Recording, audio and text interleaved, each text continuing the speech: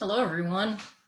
My name is Deborah DeBruin, and I direct the Center for Bioethics here at the University of Minnesota. I'd like to welcome you all to Ethics Grand Rounds. Our series this fall will focus on issues of health equity. There could be no more fitting focus for our attention right now. It was, of course, here in the Twin Cities metro area that the tragic killing of George Floyd profoundly re-energized a global movement for racial justice. In addition, the COVID-19 pandemic is shining a bright light on persistent health disparities. But I also want to acknowledge that our Center for Bioethics reaffirmed a commitment to health equity even before Mr. Floyd's death or the start of this pandemic. About a year and a half ago, we lost a dear friend and colleague, John Song, to cancer. John devoted his career to health equity and compassionate care for all, focusing his work on the needs of people who are disadvantaged, marginalized, and underserved. When John died, we pledged to work to keep his legacy alive. And through the generosity of many people who contributed to the John Song Vision for Health Justice Fund, we were able to make good on that commitment. I want to thank everyone who has supported this work. I also want to thank our co-sponsors for today's event, the School of Public Health, the Center for Global Health and Social Responsibility, and the School of Nursing. A few quick housekeeping items. Today's presentation is being recorded, and the recording will soon be posted to the Center for Bioethics website. Please keep an eye out in your email for an evaluation. We would very much appreciate your input on the series. All Ethics Grand Rounds talks qualify for interprofessional education credit for health profession students. Feel free to contact the center if you have questions about that. Biomedical engineering students, you will get ethics credit for attending today if you email Kayleen Jacobson at the email address you see on the slide that's displaying right now. Please use the Q&A feature in Zoom to ask your questions. We'll be monitoring them and will address questions at the end of Dr. Singh's presentation. You can submit questions at any point during the talk. Excuse me, no need to wait until the end to submit them. Finally, if you have technical difficulties, feel free to use the chat function to get help. So without further ado, I'm really delighted to introduce you to our speaker today, Dr. Jerome Singh. He's an adjunct professor of clinical public health at the Dalla Lana School of Public Health, the University of Toronto, Canada. Professor Singh is also the director of the Ethical, Legal, and Social Issues Advisory Services on Global Health Research and Development, through which he serves as an ad hoc consultant to several UN entities, including the World Health Organization, UNAIDS, UNICEF, the Special Program for Research and Training in Tropical Diseases, and the United Nations Interregional Crime and Justice Research Institute. He's the co-chair of the NIH-sponsored HIV Prevention Trial Network's Ethics Working Group, a member of the NIH-sponsored HIV Vaccine Trial Network's Efficacy Trial Working Group, and the principal investigator and director of the Scientific Advisory Group on Emergencies, funded by the National Research Foundation of South Africa. He currently serves on several oversight bodies, including the International Ethics Review Board of Doctors Without Borders, and the World Health Organization's Ad Hoc Research Ethics Review Committee for COVID-19. In April 2020, the World Health Organization and partners launched the Access to COVID-19 Tools, or ACT Accelerator, which brings together governments, scientists, businesses, civil society, and philanthropists and global health organizations to accelerate the development, production, and equitable access to COVID-19 tests, treatments, and vaccines. Dr. Singh serves as a member of the World Health Organization Ethics and Access to COVID-19 Tools ACT Accelerator Working Group, which supports the World Health Organization and partners in responding to ethical and governance issues as they arise in the accelerator, and in facilitating ethical implementation of ACT activities in countries globally. Without a doubt, Professor Singh is one of the most important and influential voices in global public health working today and in the ethics thereof. Today, he's going to speak to us about nationalism and exceptionalism and COVID-19. Jerome, I want to really thank you for joining us today. And at this point, I'm going to turn it over to you.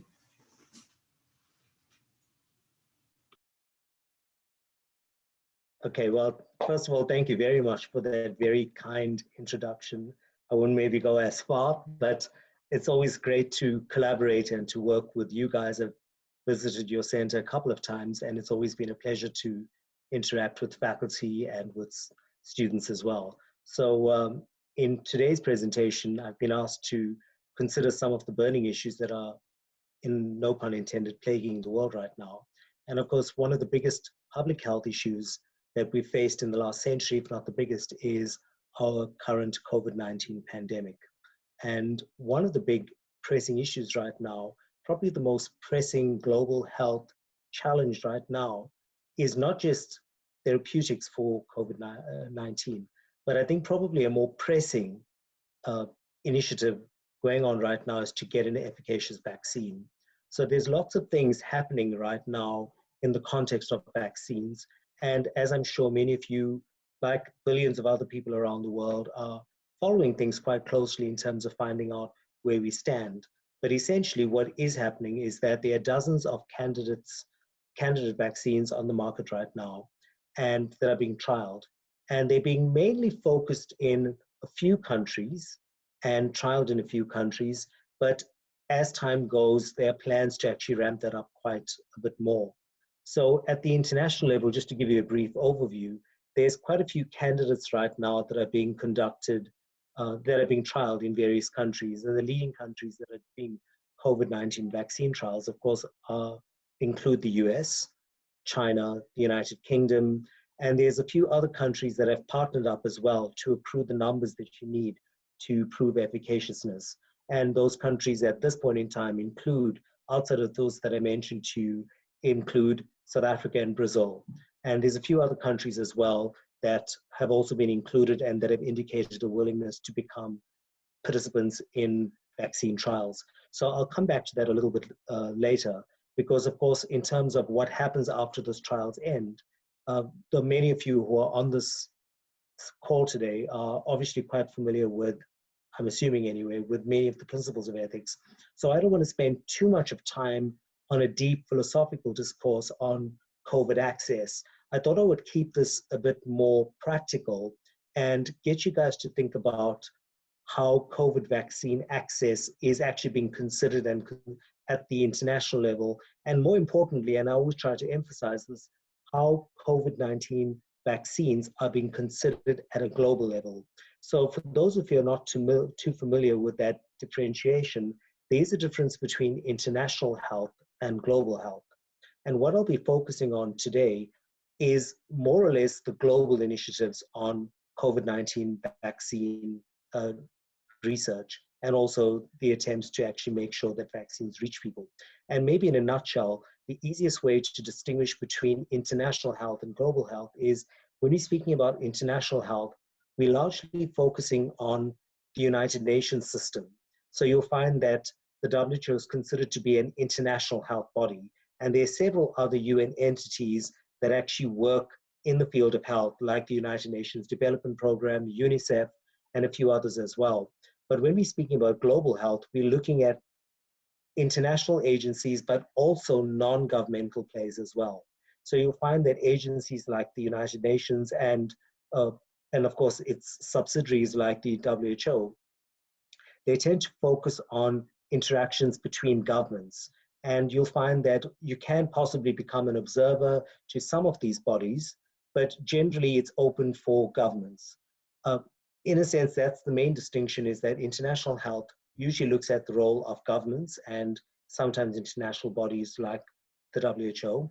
But at the same time, we've got global health, and global health looks at non-governmental players, but that are quite big players in global health.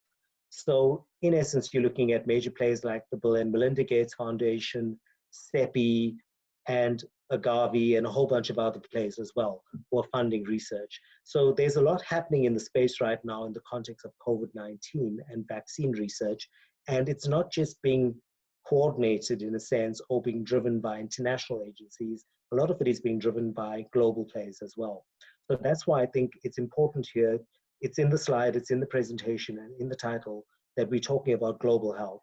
And when we're looking at global health, I'm going to try to give you a very brief overview of where things stand right now in terms of COVID-19. But I think it's always very important to maybe start off by giving you an interesting perspective. And I'll just maybe now, if I can move to the first slide. We're quite familiar with this map, of course, and I think it's important to start a session on equity by looking at a world map. And so this one looks a little bit wonky. It doesn't seem to be as, in a sense, symmetrical as they normally are. But this is actually one of the more accurate maps that we have, believe it or not. And that's because in most maps you find the way that the maps are drawn because of convention, places in the middle of the map along the equator are more or less to scale, but those places that are on the ends near the South and North Pole are usually stretched. So you'll find generally that countries seem considerably bigger than they really are, especially countries in the Northern Hemisphere. There's, as you can see, very little countries in the Southern Hemisphere, and I'll come back to that. But at the end of the day, this is one of those more accurate maps. And the reason why I'm putting the map up here is I'm going to show you a series of maps that I want you to maybe start thinking about. And in terms of size of continents, a few different things to just maybe quickly note here. And this is not so much a geography lesson, but just something interesting to note as we go through the rest of the presentation. But in many of the maps, you'll often find countries in the Northern Hemisphere very outsized. So you'll find, for example, Alaska is a huge place. Greenland is sometimes represented as being bigger than Africa. But in fact, those are very big misrepresentations. So you'll find that Greenland is actually as small as the DRC in real life. In fact, the DRC is bigger than Greenland, which is way up here. And I'm not sure if my cursor is even visible on your screen. And when you're looking at Alaska, Alaska is quite a huge portion of land in most maps. But in fact, Alaska is the size, in fact, if not smaller than Libya. So this is the size of Alaska in real life, is smaller than the size of Libya. And this is the size of Greenland. It's actually smaller than the size of DRC. So in essence, this map here puts things a little bit more in perspective, but it's still not quite an accurate reflection, because while we have land masses, and we can see here that Africa is the second biggest land mass after Asia, it doesn't really give us a good idea in terms of where people live. So as I pointed out to you and told you a little bit earlier on, the Southern Hemisphere has got relatively few people. So you'll find that an estimated less than 10% of the world's population actually lives in the Southern Hemisphere. So anything below the equator here is, of course, the Southern Hemisphere, and less than 10% of the population lives there. So there's a lot of ocean in the Southern Hemisphere. So even this map doesn't really give us a good idea of how many people live in different places and where people actually live. So when you come down to where I'm mainly based, which is here in South Africa, and you look at around about the 23rd parallel, Tropic of Capricorn, below that line is actually less than 3% of the world's population. So very few people live down in South Africa's latitude and across. And there's just 5 or 6 countries at most that actually are quite close to Antarctica. And the reason why I'm saying all of this is because I want to move on to the next map now, which looks at the world slightly differently. And this speaks to the issue of when you're looking at things from a global health perspective, it's not only about our borders, and it's not only about the map, but it's also about where do people live. And so this map, which was a very interesting map that was put together in 2018, actually takes the world and proportionately increases the sizes of countries based on their population size. So you suddenly see the world very differently. And you see that India and China are actually bigger than Africa because their populations alone are more than the whole of Africa put together. So Africa has a population of just over 1 billion. India, of course, has 1.3 billion, and this was in 2018. I'll show you a 2020 map now. Not too much change, but essentially you'll find that if the world was actually considered from the perspective of where people live and population size, the map of the world is considerably different. And you'll find that the United States is relatively big because in fact it's the world's fourth biggest country in terms of population. And of course you'll find that certain countries that have big populations are disproportionate in terms of their size. So we've got India, we've got China, we've got Indonesia, we've got the United States, Brazil, those are all the big countries. And of course Nigeria here in Africa as well is quite a big country. And I want to now maybe move on to a slightly different updated map, which is the world population in 2020. And again, you'll find that it's something that is relatively similar to the one that we've just looked at now. And you'll find again, India and China are huge countries in terms of their population. And when we're looking at these types of maps, it's interesting and important to consider these maps because it gives you an idea of where the burden of disease possibly is and where possibly need is probably greatest. So if you're looking at where are the most people, if you want to protect the world and you want to protect, for example, and vaccinate the whole world, where exactly is the need the greatest? And well, quite clearly in these types of maps, you'll see the need is very clearly the greatest in Asia. And if you look at, for example, Australia, which is a continent on its own, it's almost a sliver on this map because it has quite a small population of about 25 million people. And of course, you've got the United States with a population of about 330 million people, third biggest in the world. But of course, if you look at Canada, Canada is basically little dots at the top. And that's because the population of Canada is a fraction of the US. It's around about 35 million or so. So this map gives us an idea of if we want to vaccinate the world, this is where the vaccination needs to go. So I'm going to move on to the next map now. And I'm going to look at COVID deaths as of August 2020. And the map is again very different. So if you want to look at where should a vaccine go and where are people dying the most, you may want to consider this map. And in this map, you'll see, again, it's very different. So China has virtually disappeared off the page here. Its little red mark here at the top is China. And that's because in terms of deaths, the number of people who've died in China, despite the virus originating there, is actually quite small. And here you see, for example, the United States becomes the biggest map or biggest player in the map, with India and Brazil next, which of course mirrors where things are in terms of COVID deaths. So until around about June, July, South Africa had the fifth biggest burden in the world, but our death toll is actually remarkably less. And that's even if you're taking into account estimated mortality and a whole bunch of different modeling that was done. And there's a lot of theories as to why Africa has been relatively spared. It could be because of undercounting, because there's no testing taking place in many countries. It could be because of a younger population. And there are many other different theories, which I won't go into right now.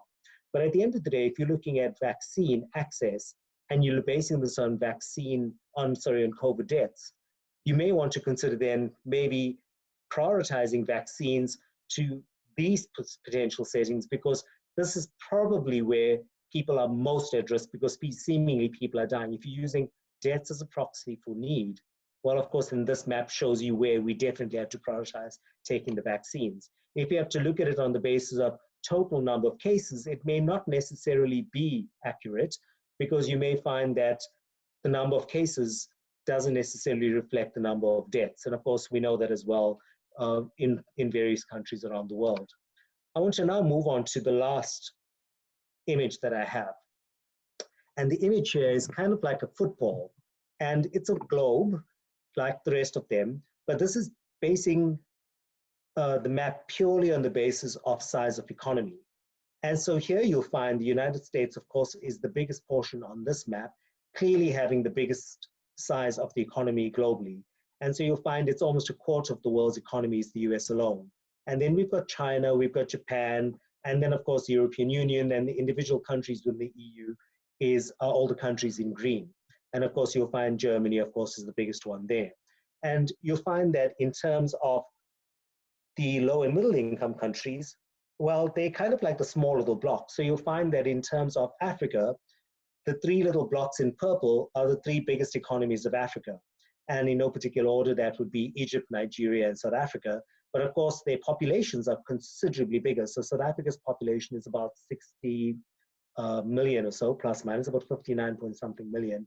And on the other hand, you've got Egypt with a population of 100 million, and you've got Nigeria with an estimated population of over 200 million. So while their economies are relatively small compared to the rest of the world, especially Egypt and especially Nigeria, more than all the other countries in Africa, has a huge population. So again, it comes down to where exactly and how are you going to decide on who should get vaccines. And the reason why I put this particular image up here is to illustrate to you that this is where the buying power is. These countries are the ones with the majority of the buying power. And I'll come back to that now.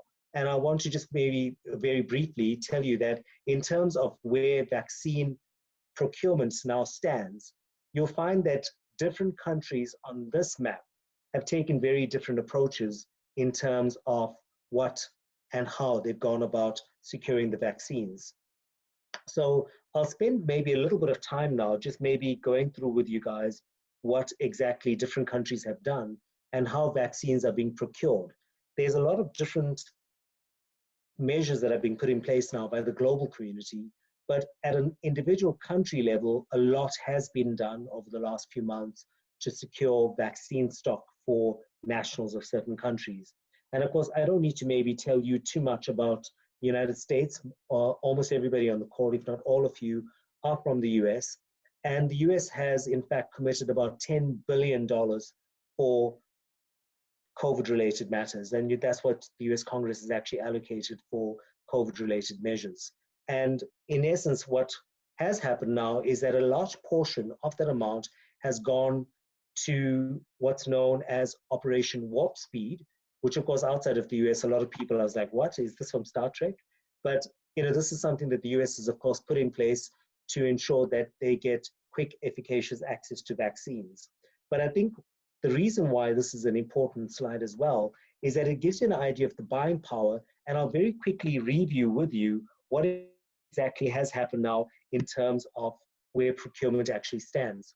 So as I mentioned to you, the US in relatively recent months, because the vaccine search has only really ramped up in the last few months, the US has committed billions of dollars to procure vaccines. And they've in fact entered into separate agreements with various countries, with various manufacturers and vaccine developers.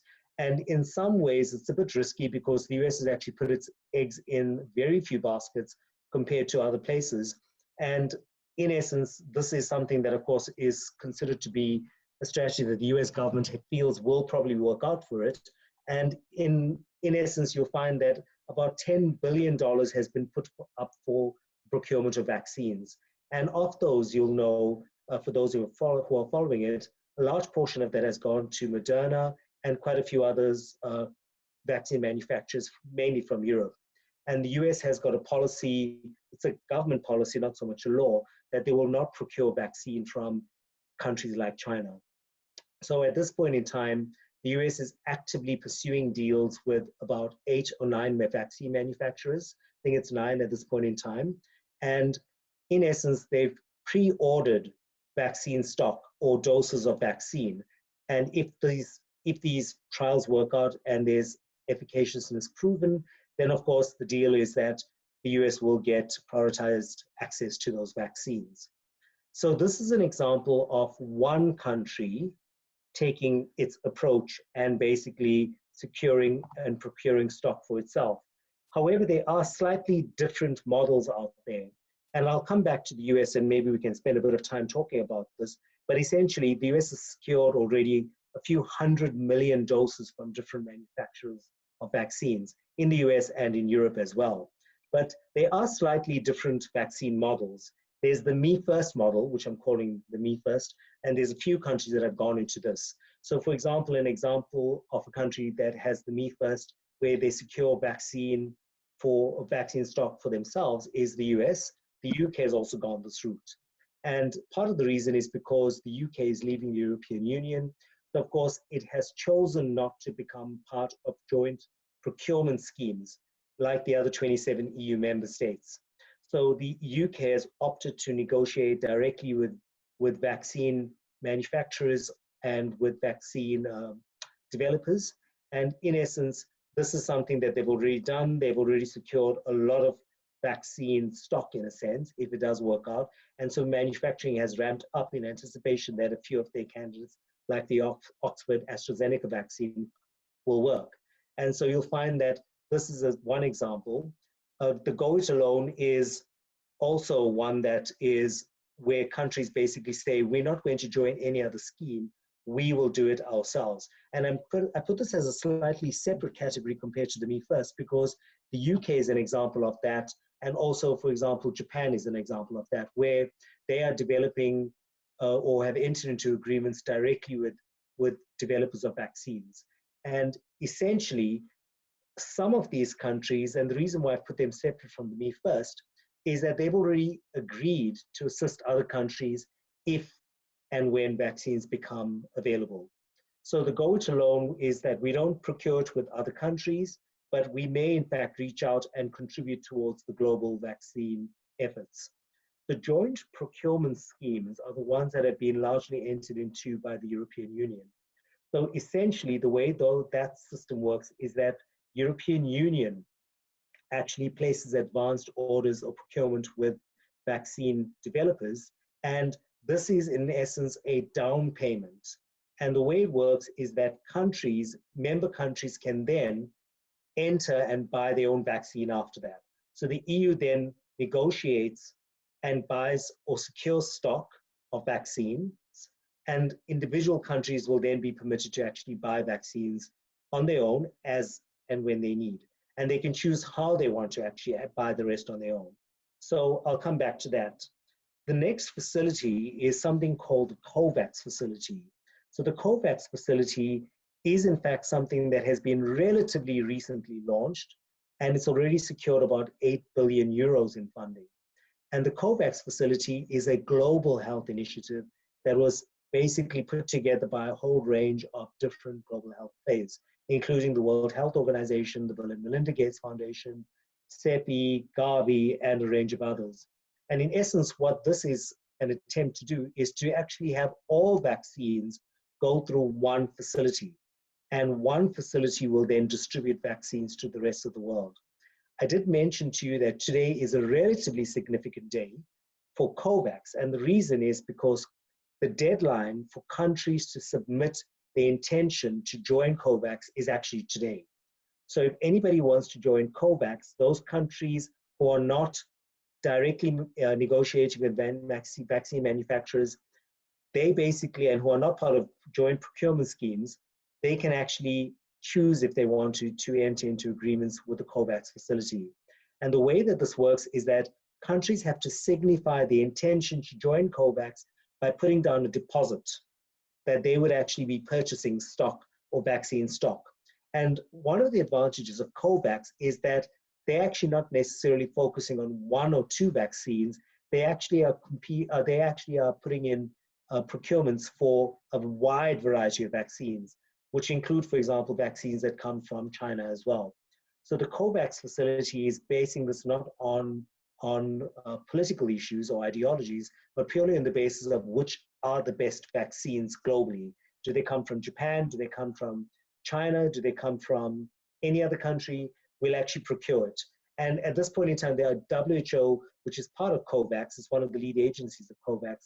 They've, without naming them, they've identified 8 vaccines. And so in essence, the money that COVAX has received so far and pledges in a sense, which amount to about 8 billion euros, that money will be in fact put forward to procure vaccine stock for the entire world. And the goal under COVAX is to secure at least 2 billion doses by the end of 2021. So I'm part of a group that is supporting the WHO and its partners on the COVAX facilities, one of them, but it's also looking at diagnostics and looking at therapeutics as well. We had our first meeting a few days ago, and it was very good to see that despite the US divorcing itself from the WHO, I'm using the term divorce, I was very glad to see that, in fact, the 20-member working group that's supporting the COVAX facility and supporting the ACT acceleration facility, they are, in fact, American bioethicists who are on there as well. So I was very glad to see that as part of that group was Zeke Emanuel and Ruth Thaden. So they are part of the group of 20 that will be advising the ACT accelerator facility on how to distribute. So we had our first meeting a few days ago, just a couple of days ago. And of course, this was more of an intro meet and greet and then figure out what we're going to do, look at terms of reference. But over the next few months, this working group will be advising CEPI, Gavi, and a whole range of others, including the WHO, on what should be considered in terms of fair allocation of vaccines. So as you can see, there are very, very different models. For me, the one challenging issue and the very big elephant in the room is what happens to those countries that are not one of those four. The countries have until the end of today to join COVAX, and it's a little bit of a gray area as to what happens if countries don't join COVAX. And so some countries are considering going it on their own. So you find countries like Brazil have not committed to joining COVAX yet, but at least Brazil is big enough to probably enter into direct deals with vaccine developers. My concern are the very low, the least developed countries. There's a special category amongst the low and middle income countries, but the least developed categories, there's a few dozen of them, are extremely poor countries. So they may not be able to come up with the funds to secure something by the end of today, which is the deadline to join COVAX. So there are dozens of affluent countries, almost 90 rich countries, affluent countries that have agreed to in fact join COVAX. If I'm not mistaken, I think it may be 88. And there are dozens more low and middle income countries that have actually indicated an intention to join COVAX.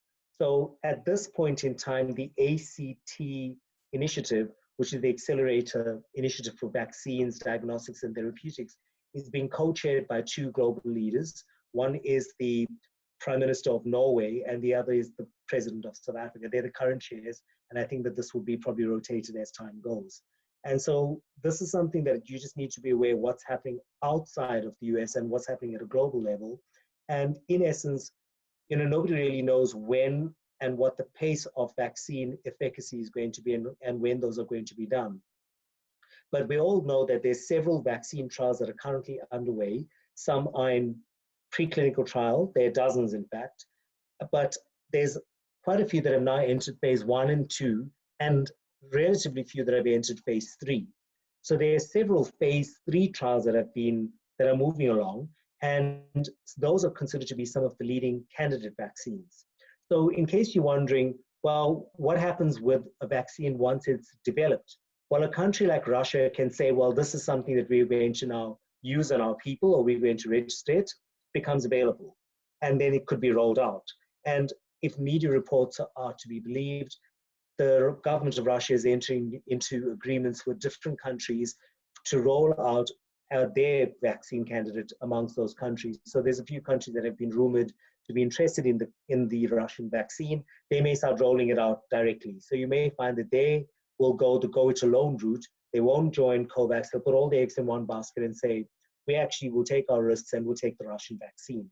There are other countries, and so an example of that apparently is Philippines, where they've said that they're happy to actually use the Russian vaccine. So you may find that some countries will do that, but to join the COVAX facility, it has to meet WHO pre-qualification criteria, which means it has to go through quite a strict assessment. So I suspect that while there may be many vaccines that are supposedly efficacious that will come onto the market, not all of them will be available through the COVAX facility. So those countries that are choosing not to actually go with COVAX may be some of those countries that believe that they will just negotiate directly with manufacturers or directly with countries. So you'll find that the way the COVAX facility will work is that only the best candidates will actually be part of the procurement. And the goal there is that 2 billion doses will be procured. And we haven't yet figured out, and those discussions maybe have not yet taken place, in terms of how we decide where those 2 billion doses are going to go. As many of you know, there are several different dosing strategies of vaccine candidates. Some of them are 2 weeks apart, some of them are a month apart. But the bottom line is that you can't give away all your doses to one country, because you'll find that you'll run out of the second dose for another country. So you'll find that if a country, for example, like China or India, which has more than 1.3 or 1.4 billion people, if they basically want to vaccinate the entire population, 2 billion doses won't be enough if they want to give it to everyone. Now, not everyone may be eligible, but these are some of the interesting challenges that I think are coming up and that the group will be asked to give consideration to. And I think that this is something that you just need to bear in mind, that while this is something that is a global health facility, it doesn't necessarily mean that all vaccines will make it into the COVAX facility. I think only certain ones will make it through, and even some of the top 8 candidates may not demonstrate sufficient efficacy. So different countries like the US and, for example, the European Union have decided already on what the minimum threshold requirement would be for them to actually register a drug. And the US has already indicated that they're willing to maybe accept less than 50% as of efficaciousness and maybe do emergency authorization. So you find that countries like China have also said the same thing as well. And in China, reports have emerged that people in the army are already being vaccinated with the Chinese candidate vaccine. So you'll find that those types of vaccines, unless they are peer-reviewed, unless they are checked by the WHO and their partners, they probably won't make it into the COVAX facility. So you may find that they may not be part of the strategic stockpiles that countries are in fact buying for. But I thought it was worth noting that at this point in time, and I'll just maybe try to read out an interesting figure right now, but at this point in time, a report that was published by Oxfam yesterday showed that in fact most of the existing candidate vaccine doses that are being produced have already been secured by rich countries. So to give you an idea, at this point in time, most of the candidate vaccines that are up and running are in fact have already been secured by the US and by the European Union. So unfortunately, you'll find that what this does is that the vast majority of countries will in fact be left out. And so when countries actually put themselves first, which we call vaccine nationalism, and when they actually say, well, we are exceptional, our strategy is to protect ourselves first, and if we have any left over, then we'll actually give it to other people. What that actually does is that it actually jeopardizes the health of the rest of the world. So at this point in time, it does not seem as if, even if the Moderna candidate vaccine is efficacious, at this point in time, it doesn't seem as if other countries will get access to that, because the first few 100 million doses have been already committed to the US. And of course, it's something that different people have different opinions on this. And I think probably, many people in different parts of the world feel that their taxpayers, this is something that should in fact be done. They've contributed towards taxes and perhaps they should in fact be prioritized. But of course, from a global health perspective, it actually violates a very fundamental principle in global health ethics, and that's the principle of solidarity. And the principle of solidarity says that you stand by others even if they are not able to stand up and to do things by themselves. So I think when you have a country with a massive budget, like the slide here indicates, of more than 21 billion, of $21 trillion as a GDP, and if you're procuring and securing vaccine doses, it's going to be very difficult even for entities like the European Union to actually secure stock. So at this point in time, I think it is quite concerning to, as you can imagine, to many, many, many countries outside of the US and the European Union. I think if you're living in a low and middle income setting, the major concern is that you and your loved ones may not actually get access to a vaccine until everybody who wants the vaccine and who maybe needs it and wants it in the European Union and in North America gets it. And I think at this point in time, what this means is that if countries directly negotiate contracts with vaccine manufacturers or developers and secure doses for themselves, it'll be a very long time before those dosages, before those vaccines can be given to other people in other parts of the world. And I think probably, I did say that I would spend probably most of my time in a question and answer session and just try to keep this as practical as possible without going into deep ethics philosophical principles, because this is quite a fast moving field. But at this point in time, it's just for you to be aware that There are global health facilities that have been established. There are regional facilities that have been established by the European Union. And of course, countries are going their own route of securing stock for themselves, either from manufacturers or developers within their borders or from outside, from allied states. Then there's a whole bunch of different players out there, mainly coming from countries like Russia and China, who may not necessarily submit their vaccines for pre-qualification. So what they would in fact do is they may just sell their manufactured vaccines to countries who are unable to get stock. And I think one of my concerns is that you may find affluent countries securing stock for themselves, and countries that are unable to secure stock for themselves in any reasonable time frame, out of desperation, turn to countries that in fact have dubious records of transparency. And so at this point in time, while we've got reports that Russia is already, in a sense, giving out the vaccine or is entering into deals to vaccinate people and to distribute the vaccines to countries around the world, to some countries anyway, we haven't yet seen their data.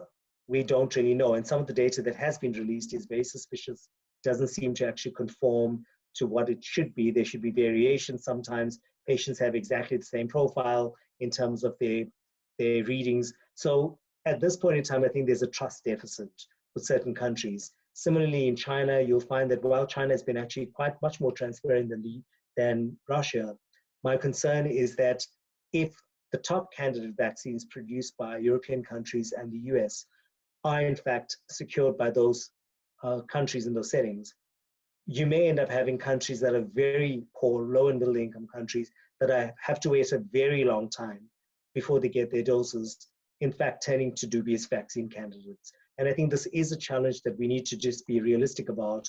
And I think that this speaks to the issue of solidarity, is that we don't want people and countries to do things that end up jeopardizing the health of their populations, because it will either result in harm, or you may find that populations may be offered, possibly anyway, relatively little or limited protection, and in fact may be quite susceptible to another major outbreak again. So at this point in time, this is where the COVID-19 vaccine field is at this point in time. And Oxfam released an interesting report yesterday, which I encourage most of you to maybe look for and to search out. And the Oxfam report indicated that, in fact, most of the vaccine stock that of leading vaccine candidates is already gone. And so with COVAX trying to secure 2 billion doses for the whole world of 7 billion people, if not more, not that necessarily everyone will need a vaccine, but I'm not quite sure how that 2 billion is going to be divided up between rich countries who join the facility and also low and middle income countries, especially the least developed countries who may not necessarily have the funds to in fact join COVAX by the end of today. So I'll stop there, and I'll be happy to take questions from you guys and to maybe discuss some of these issues in a bit more detail. And I'm not sure whether Deb is going to be doing the facilitation or somebody else, but I'm happy to take questions. I haven't seen the chats. I'm not sure if there's any questions that have come up there. We have a couple of questions. Jerome, can you hear me? Yes, I can. Okay, so there are a couple of questions in the Q&A, and let me just encourage people to, again, if you have questions, type them into the Q&A as opposed to the chat feature, because this is what I'm using to moderate the discussion portion of today's session. So the first question says, people who are consciously invested in exceptionalism may well not listen to today's message. Can you give us some language to use with people who are more open but have an unconscious bias to exceptionalism? Is there a way we can sort of speak across that divide? Well, there's lots of philosophers who've developed very interesting, not that anybody who's got their mind set on something is going to be swayed by a philosopher. But when you look at, Rawls's veil of ignorance, if you don't know which country you're going to be born in, and even if you're born in the US, for example, and you're born in the wrong place at the wrong time, there's a lot of poverty in the US, as we know. Right now, outside of the US, it may be interesting for all of you to know that if any of you don't watch global news, and you follow local news, it may be interesting if you can just maybe tune into global news, because almost every day the headline news is something happening in the US. And it's been very gripping for the world to watch, with horror an unfolding public health crisis.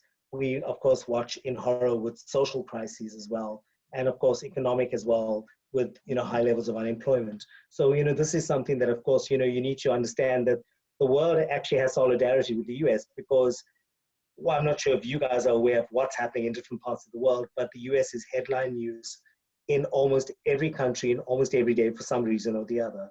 It's something that I think, is the US is an important part of the world. And, the world shouldn't have to choose between the US and other countries like China or Russia. The US is such a central part of the world.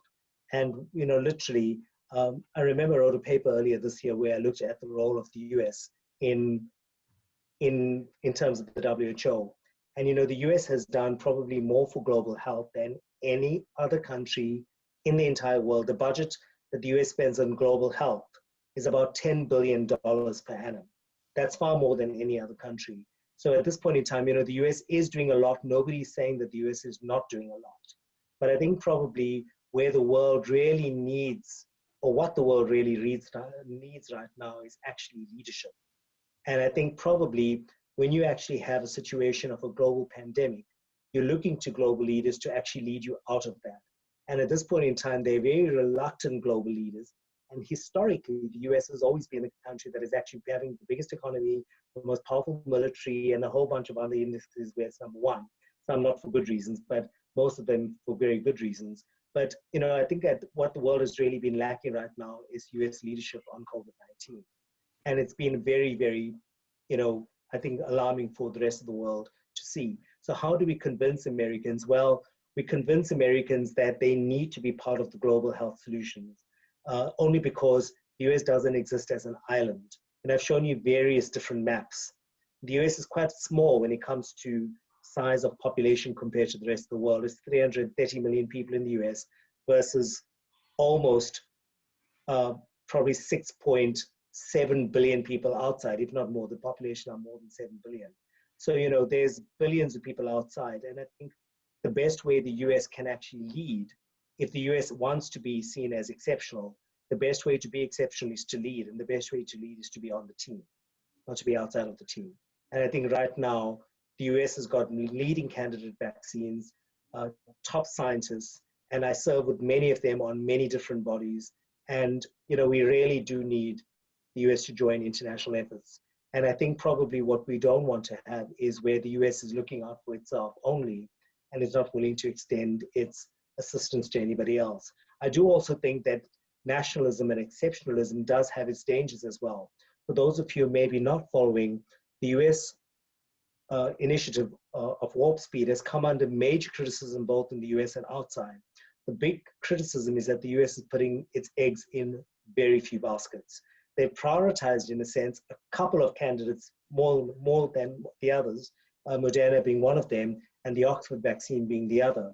But in fact, both are based on technologies that have not yet actually produced a vaccine, a successful vaccine. So the challenge here is that if the US is spending an estimated $10 billion on vaccines, and they've entered into major contracts with about 8 or 9 leading manufacturers, if those vaccines don't work, the US may in fact be forced to turn to other countries or to manufacturers of other countries. Nobody's going to know yet. And I think that's been the major concern in the US as well, is that the concern outside of the US is that if the US licenses vaccines for political reasons ahead of the election on emergency use authorization grounds, you may find that the vaccine may become available in the US, but we just don't know yet what the efficacy and what the long-term safety of those vaccines are yet. The leading vaccine up until just about 10 days ago was the Oxford vaccine, the AstraZeneca vaccine. And lo and behold, the trials were all suspended and stopped, including the one in South Africa, because of potential safety concerns. They've now resumed, and the US one will also resume as well. But the bottom line is that it goes to show how tenuous the field is. You may have one vaccine candidate seemingly being the leading candidate vaccine, but you may find that in fact it may not turn out to provide long-term protection, in which case you may need to look at another candidate. And if another candidate has been secured by another country and their citizens or an entire region is securing them, the US is in a very different position then, because you may find that they will be the ones at the back of the queue for doses or for efficacious vaccines. And it speaks to the need to actually be quite careful and circumspect when you're doing vaccine trials. So at this point in time, we don't really know which vaccines are going to work. And under normal circumstances, in the HIV vaccine trials field, for example, which I'm involved in, and for many people who are involved in other vaccine trials, you'd know that you have to actually wait a little while to know whether vaccines work or not. And what will happen is that what we do know in the WHO and elsewhere is that we're probably going to see some vaccines work better than others in particular cohorts of people. So you may find that certain vaccines work better on young people and some work better on old people.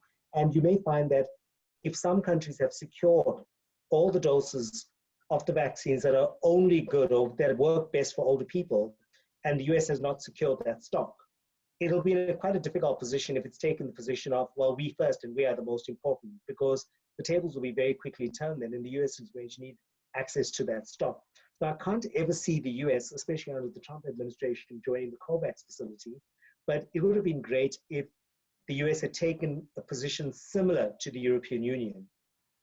The EU has basically entered into a joint procurement scheme for member states, but they actually are asking the member states and telling the member states, you're welcome to actually join COVAX if you want to. So yesterday, in a bit of a setback for the WHO, France, it was leaked that France is in fact not going to be joining the COVAX scheme. They're going to be joining the European Union scheme, but they will donate money to the WHO for the COVAX scheme. So you'll find that those are some of the ways that countries that are securing stock for themselves, either directly or through common procurement schemes, are reaching out to the global initiative. But the US, in fact, has got nothing to do with the COVAX facility. They're not part of that. So at this point in time, the US is not contributing to COVAX. There was a major fundraising initiative, and the European Union was one of the big players there. But of course, organizations, global health players within the US, like the Bill and Melinda Gates Foundation, are big players in that. So, I think probably it's a very answer to a very short question is that I'm not sure how you convince people that exceptionalism is wrong and nationalism is wrong. But the one way of doing that is to put the veil of ignorance on and to say that the candidates that the US secures may not necessarily provide long-term efficacy, and the jury's still out on all the vaccines. But if that were to be the case, you may find the US may be in a very disadvantaged position if it takes a very protectionist, me first attitude, and then later needs vaccine candidates from other countries and from countries that it's alienated. So I'm not sure if that's answered your question, but it's a very difficult one to answer, because at this point in time, we call it anchor bias. When people make up their mind about something the first time around, it's very difficult to shift their opinion on something. So I think a lot of people have anchor bias, and this is what we see in the US. I cannot tell you, just as somebody who works internationally, when we watch US news or news about the US, we always just get astounded about things that happen in the US, because we don't expect it to happen there. We always expect high, standards, and we always expect exceptional leadership. So if there's anything exceptional, it should be exceptional leadership on morals. And I think at this point in time, what the world could really need right now is moral leadership from the US. And so where I would love to have US exceptionalism and nationalism is on moral leadership right now, because the world actually needs it quite badly.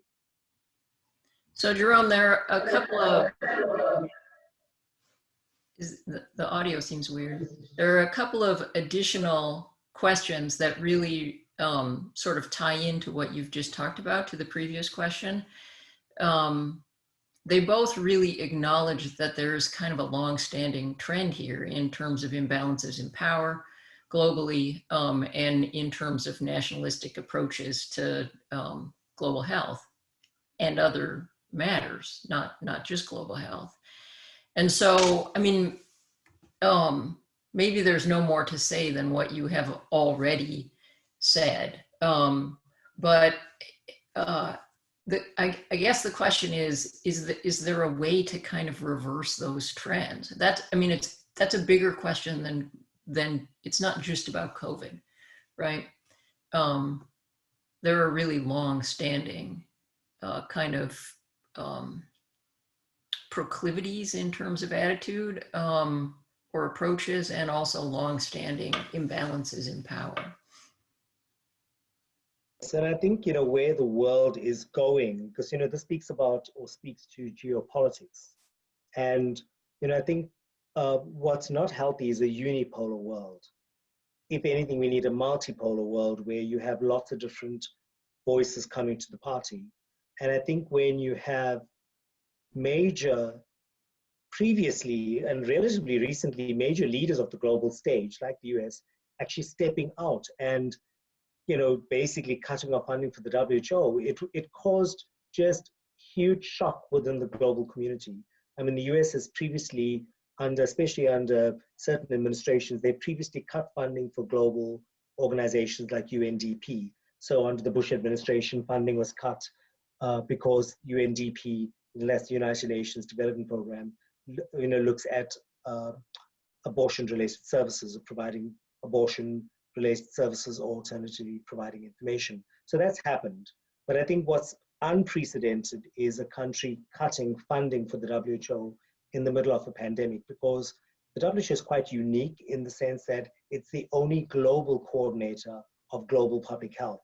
So even the international health regulations fall under the WHO. So if there's a major outbreak, the reporting obligations of countries are outlined in the international health regulations. And you'll find that, the WHO plays an irreplaceable role. And so to cut funding in the midst of the world's worst public health emergency and crisis in a century is just probably not the best thing to do. The more strong word would be it's not a responsible thing to do. But at the end of the day, I think it's not too late for the US to come back into the international table and to actually become part of global initiatives. The European Union is an example of where they've said, we're not going to get our stock from COVAX, we're procuring it as a block, but we're actually giving money to COVAX. And what we're going to do is, and I think if I'm not mistaken, I think the European Union has committed more than 300 million euros so far towards the COVAX facility. And they've also encouraged the member states to say, you can get it from us, or you can get the balance from COVAX. A lot of countries like France have just said, well, we'll just get it ourselves, and we won't join COVAX, but we'll donate to COVAX. So I think, a start would be for the US to actually become part of global initiatives again. So, one of the interesting trials that will be done, which of course the US won't be part of, is the WHO has announced its intention as early as April to launch a global vaccine solidarity trial. So right now, there is a solidarity trial, but it's a therapeutic solidarity trial. And that involves basically enrolling thousands of people from different parts of the world and testing different therapeutic agents against each other to see which one works. So that can only be done on a major global stage. And the WHO announced that they want to actually now do a solidarity vaccine trial. And what this means is that the leading 8 candidate vaccines, 8 or 9, from all countries, if they pass all those threshold tests of safety and efficacy and they demonstrate good evidence, they actually will be part of a trial. That's the intention anyway. And this trial will be a global trial, and all 8 candidates will be ranked against each other. So in other words, you'll have the equivalent of an 8-arm trial. People will be randomized to one of the 8 arms, and that's a very fair and, in a sense, a more measured way of determining which candidate is actually the best candidate. Because if you have one candidate being tested in one country only, and all the stock being secured for one country only, we're not sure where the political pressure has led to the authorization of that candidate or not. But the only way you know which is the best agent is if you put them all into one pot and you put an 8-arm trial as an example. So that trial will be coming up, or that's the intention anyway. As soon as agents demonstrate efficacy, then they'll be put into the WHO Solidarity Vaccine Trial. And so, the US at this point in time may not be part of that, but it would be great if the US was part of the Solidarity Trial. And, we are hopeful that by the end of this year and beginning of next year, we actually do see the US becoming part of the global health community again, either in terms of donations, by contributing to causes as part of the solidarity principle, or alternatively, just by even lending support. And so, I think that that's where things are going to be in the next 6 months. We are hopeful that the US is able to join these big major global initiatives like the Solidarity Trial and the COVAX facility as well. So there are a number of more questions, I hope we can get to all of them. I just want to acknowledge to people who are putting questions in the Q&A that I see them. So one question is, given that there are a number of wealthier countries that are taking a me first approach, do you envision that they may take advantage of smaller countries to provide them with vaccines? Are you worried about sort of exploitation there? Well, one of the big challenges, of course, that many countries are, not seeing, and some are seeing it, is that the irony is that some of the biggest manufacturers of those dosages that are required are actually in Asia. Yeah. So you find that India is one of the big, vaccine manufacturers. So the vaccine can be developed by somebody else, it can be tested somewhere else, but in terms of where those big facilities are, it will be in India and China. So, if you go it alone, you may have some candidates where you don't need to get those dosages from those countries. So Moderna's one is not necessarily one that you need to get from India or China, but some of the other candidate vaccines, they may need to actually get their dosages from those countries. And so again, it comes back to, if you're putting yourselves first, can you just imagine if India is to say, well, whatever we produce in our vaccine manufacturing facilities, all those, the first billion doses, the first 1.5 billion doses, they don't leave this country, they come to us first. It doesn't matter what your contract is. Your contract is with that manufacturer of that vaccine, but or the developer is who you've got the contract with. But in fact, we're just going to take the dose and we're going to nationalize the dose, give it to ourselves first. I mean, that would just cause a crisis. That may not happen, probably won't happen. But it's an example of where we need to realize the manufacturing facilities of some of these candidate vaccines are not in the US, and they're not in the rich countries. Because of course, of cost purposes, the manufacturing facilities are in low and middle income settings. So you'll find that countries like India and China are major players for vaccine doses. And so for ramping up production of those doses. And I think if those countries take a nationalistic approach, that spells doom for everybody else. So to give you an idea of where there was almost a spelling of doom, but hydroxychloroquine, of course, in the US has made huge, big news, as you all know, with Trump promoting it as an efficacious treatment for COVID-19. But early on, there's one of the biggest producers of that particular drug is in fact India. And relatively early, India actually put a moratorium on the export of hydroxychloroquine and chloroquine, which meant that it was not going to be used in any other country. Whatever was going to be produced was going to be used and produced for India.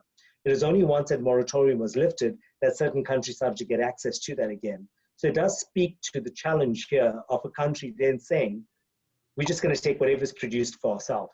And that's a nationalistic approach. So, it can work both ways. And so not all the candidates that the US government has signed procurement deals with have their facilities in the US. And so that's just something to ponder on.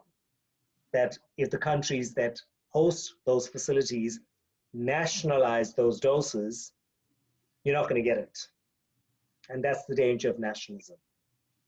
And exceptionalism, where they say it's us first. So there are a few questions about what you think or how we should think about the best way to do equitable distribution of vaccine globally. And here the question is not just, I think, a question about sharing, but about who should get it. You talked a bit about different approaches to that at the outset of the talk, and I wonder if you would say a bit more about that, both in terms of how to allocate among countries and then how countries should allocate within themselves. We had our first meeting, the working group meeting of the ACT Accelerator facility. And I thought I'll maybe just read out to you what the criteria are. Our first meeting that we held was actually in diagnostics. And there were a few principles that were put out there. And I'll maybe read it out to you. And I think you may find it interesting because it'll give you an idea. We haven't had our meeting yet on vaccines, and I think it's still early days for vaccines. But I think what would be important is to actually give you guys an idea of what kind of principles are considered. So if you just give me a second, I'm just going to try to get that for you. And there are certain principles that have actually come up. And I think it will be interesting for you to maybe reflect on them. So in terms of the overarching consideration, this was in the context of diagnostics, but a very similar principle or way of thinking will apply. In fact, when this was put up, one of the major objections was actually raised by one of the American bioethicists on the call. And that person said, who shall remain unnamed, said, why are we being asked our opinion if you've already decided on this? Because we want to be involved in the development of the model. We don't want to be involved in the endorsement of the model. So at this point in time, the model hasn't been brought to us yet. I think this is something that has been bubbling behind the scenes by the COVAX folk. And so each of the facilities, the treatment, the vaccine, and the diagnostics are led by different partners. So at this point in time, diagnostics is led by one of those partners, but I thought I will let you know what are the principles and the values in a sense. Because for those of you who are ethicists and those of you who are the nerds in the room, you must be like, let's get with the principles. But in terms of the principles here, the allocation principles are as follows. So the overarching principle is provide equitable access to COVID-19 diagnostic tests for all eligible countries. So it's eligible countries, note one, eligible countries. If you're not eligible, well, you don't get it. So what makes you eligible? Well, I mentioned to you that today's the deadline. You've got to put in your application. You've got to put a deposit down to go in the COVAX facility. So today is the deadline. So I'm assuming that that may be one of the eligibility criteria. But in terms of the country eligibility, all low and middle income countries are eligible. China has been allocated no tests in the allocation plan as it has access to domestic supplies, and 7 high income islands have also been included. So I'm not sure who the 7 high income islands are. These principles also take into account, so country eligibility is one, the next is vulnerability factor.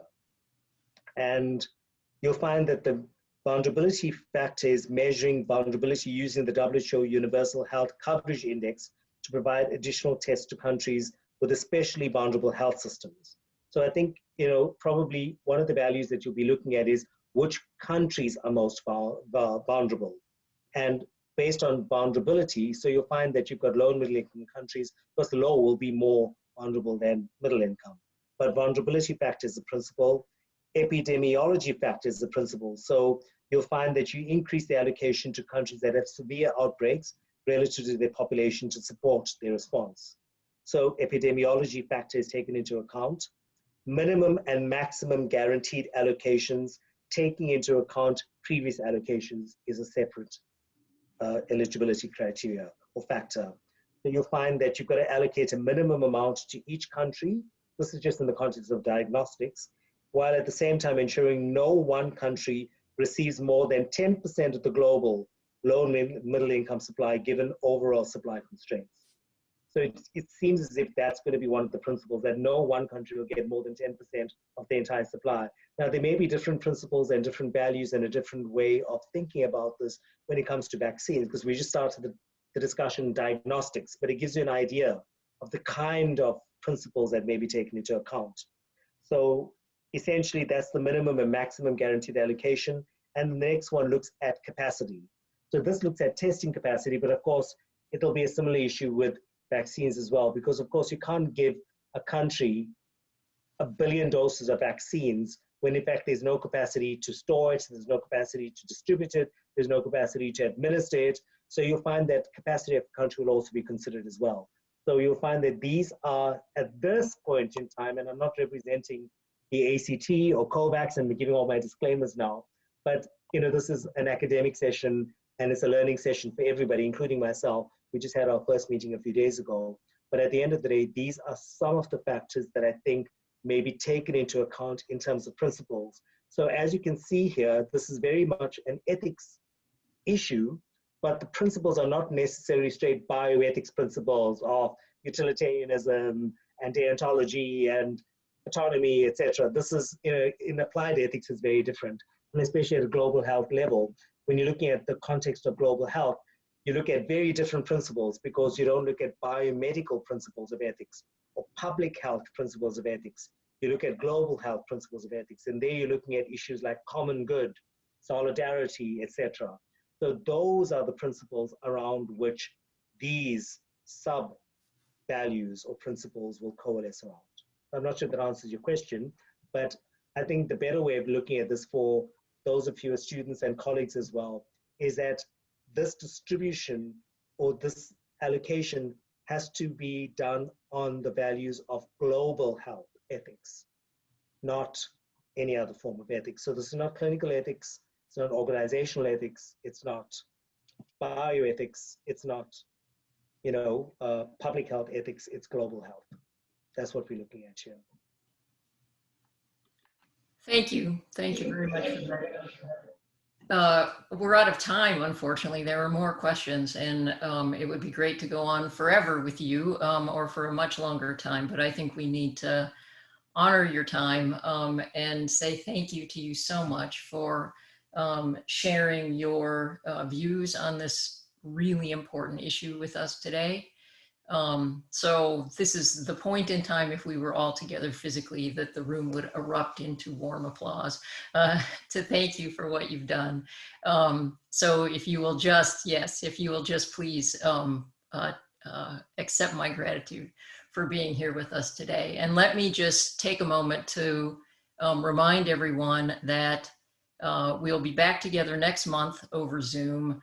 Then we will be hearing from Dr. Mary Owen from the Center for American Indian and Minority Health at the University of Minnesota Duluth, and she's going to speak to us about health disparities as they relate to Native American populations and the structure of providing care for those populations. So I really look forward to seeing you folks here again in October.